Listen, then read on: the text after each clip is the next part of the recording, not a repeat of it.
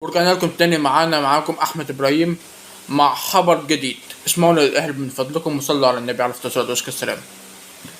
أعلن المتحدث العسكري باسم الجيش المصري سقوط طائرة تدريب عسكرية ومصر هتواجههما اليوم الاثنين جراء عطل فني.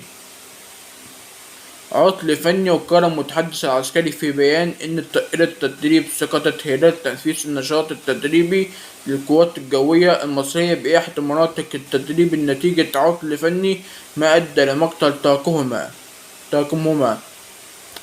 كما قدم الجيش المصري عزاءه إلى أسر ضحايا الحادثة متمنيا لعائلتهم الصبر والسلوان.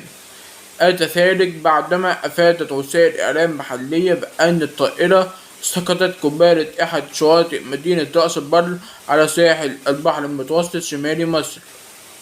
وأظهرت لقطات مصورة متداولة عبر الشبكات الاجتماعية تجمع عدد من المستضيفين وسيارات الإسعاف قبالة شاطئ 63 بمدينة رأس البر التي وقعت الطائرة قبالته وفقا لوسائل الإعلام المصرية.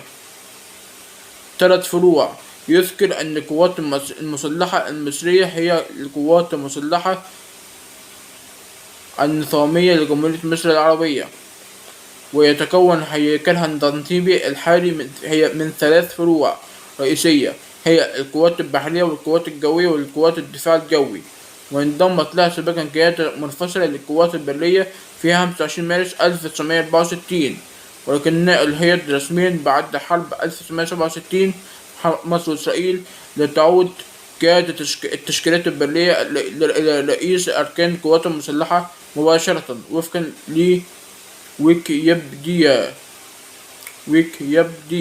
ويكيبيديا.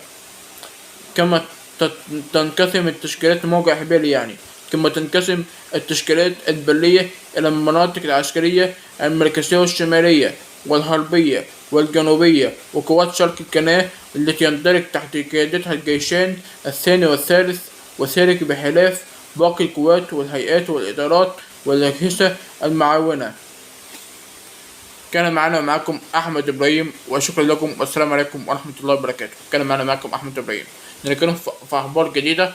كان معنا معكم أحمد إبراهيم، صلوا على النبي عليه الصلاة والسلام. شكرا.